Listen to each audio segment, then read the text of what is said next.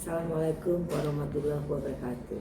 Saya Budiwati Sani, guru kimia SMA Negeri 3 Bandar Lampung. Apa kabar anak-anak? Sehat-sehat selalu tentunya. Dan kita mulai belajar kimia Asam dan basa. Kita akan mempelajari 3 teori asam dan basa yang umum digunakan. Yang pertama adalah Arrhenius, yang kedua Bronsted-Lowry, dan yang ketiga Lewis.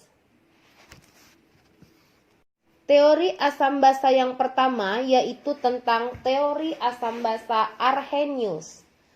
Arrhenius berpendapat bahwa dalam air larutan asam dan basa akan mengalami penguraian menjadi ion-ionnya. Asam merupakan zat yang di dalam air dapat melepaskan ion hidrogen atau H+, sedangkan basa merupakan zat yang di dalam air dapat melepaskan ion hidroksida atau OH-. Perhatikan contoh berikut ini. HCl plus H2O menghasilkan H3O plus Cl-. Asam Arrheniusnya adalah senyawa penghasil H+ dalam H3O dalam air. NH3 plus H2O menjadi NH4 plus OH-. Maka basa Arrheniusnya senyawa OH- dalam air. Teori asam basa yang kedua yaitu teori asam basa Bronsted-Lowry. Teori asam basa yang lebih luas tidak hanya terbatas pada senyawa asam dan basa dalam pelarut air. Dikemukakan oleh Johannes N. Bronsted dan Thomas M. Lowry yang bekerja secara terpisah pada tahun 1923. Keduanya menyatakan bahwa reaksi asam basa melibatkan transfer proton atau H+. Maka reaksinya dikenal dengan teori asam basa Bronsted-Lowry. Menurut Bronsted-Lowry, asam adalah senyawa yang dapat memberikan proton H+ kepada basa atau disebut dengan donor proton, sedangkan basa adalah senyawa yang dapat menerima proton atau H+ dari asam, akseptor proton. Perhatikan contoh reaksi berikut. CH3COOH plus H2O menjadi CH3COO plus H3O+. Dari reaksi di atas terlihat bahwa CH3COOH memberikan satu proton atau H+ kepada H2O sehingga CH3COOH bersifat sebagai asam dan H2O bersifat sebagai basa. Bronsted-Lowry menyatakan jika suatu asam memberikan proton H+, maka sisa asam tersebut berkemampuan untuk bertindak sebagai basa. Sisa asam tersebut dinyatakan sebagai basa konjugasi. Demikian pula untuk basa. Jika suatu basa dapat menerima proton atau H+, maka zat yang terbentuk berkemampuan sebagai asam disebut asam konjugasi. Perhatikan contoh pasangan asam dan basa konjugasi di bawah ini.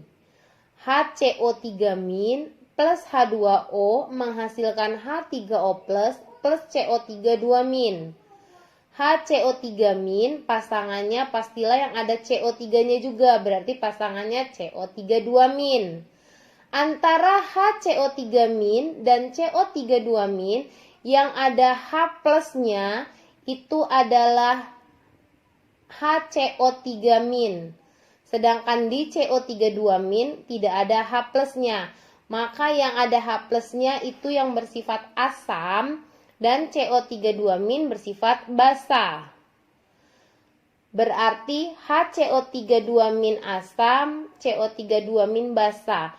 Maka pasangan asam basa konjugasinya HCO3- dengan CO3 2-. H2O dengan H3O+, mana yang banyak H+-nya? H2O itu H+-nya ada 2. H3O plus, H plusnya ada 3. Karena H plus yang paling banyak itu ada di H3O plus, maka H3O plus yang bersifat asam, H2O yang bersifat basa. Maka mereka juga pasangan asam basa konjugasi. Jadi pasangannya HCO3- dengan CO32-, H3O plus pasangannya dengan H2O. Perhatikan reaksi di bawah ini. Yang pertama, HCOOH plus H2O menghasilkan HCOO- plus H3O plus. HCOOH pastilah pasangannya yang ada HCOO juga, berarti HCOOH pasangannya HCOO-. HCOOH H plusnya ada 2. HCOO-, H plusnya ada 1. Berarti yang banyak itu yang asam. Berarti HCOOH yang asam, HCOO- yang basa. Maka pasangan asam basa konjugasi HCOOH itu adalah HCOO-. H2O pasangannya H3O+. H2O H plusnya 2. H3O H plusnya 3. Maka yang banyak H plusnya itu yang asam. Berarti H3O plus yang asam, H2O yang basa. Maka pasangan asam basa konjugasinya adalah H3O plus berpasangan dengan H2O. Contoh yang kedua, pasangan NH3 plus pastinya dengan NH4, ada N ada H. NH3 pasangannya dengan NH4 plus.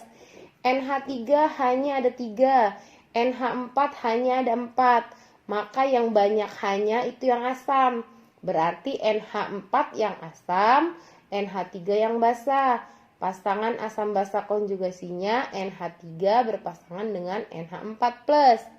H2O pasangannya dengan OH-. H2O H plusnya ada 2. OH-, H plusnya ada 1. Maka yang banyak H plusnya adalah H2O. Maka H2O yang asam, OH- yang basa. Maka pasangannya adalah H2O berpasangan dengan OH-. Menurut Bronsted-Lowry, asam Bronsted adalah pendonor proton. Basa Bronsted-Lowry aseptor proton. Perhatikan reaksi di bawah ini. NH3 plus H2O jadi NH4 plus OH-. NH3 dengan NH4 plus, banyakkan NH4 hanya. Maka NH4 plus yang asam terkonjugasi, basanya NH3. H2O dengan OH- itu banyakkan H plusnya H2O, maka H2O yang asam, OH- yang basa terkonjugasi.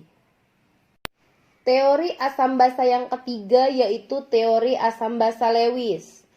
Teori Lewis lebih umum daripada teori Arrhenius dan Bronsted-Lowry. Asam Lewis adalah senyawa aseptor pasangan elektron dari atom lain untuk membentuk ikatan baru. Sedangkan basa Lewis adalah senyawa pendonor pasangan elektron untuk membentuk ikatan baru. Ikatan kimia baru dibentuk dengan menggunakan pasangan elektron dari basa Lewis. Ikatan kimia yang terbentuk adalah ikatan kovalen koordinasi. Contohnya pembentukan ion hidronium H3O+ dari H2O plus H+. Perhatikan contoh reaksi asam basa Lewis di bawah ini. Reaksi yang pertama, H+ ditambah H2O menghasilkan H3O+. Yang kedua, H+ plus NH3 menghasilkan NH4+.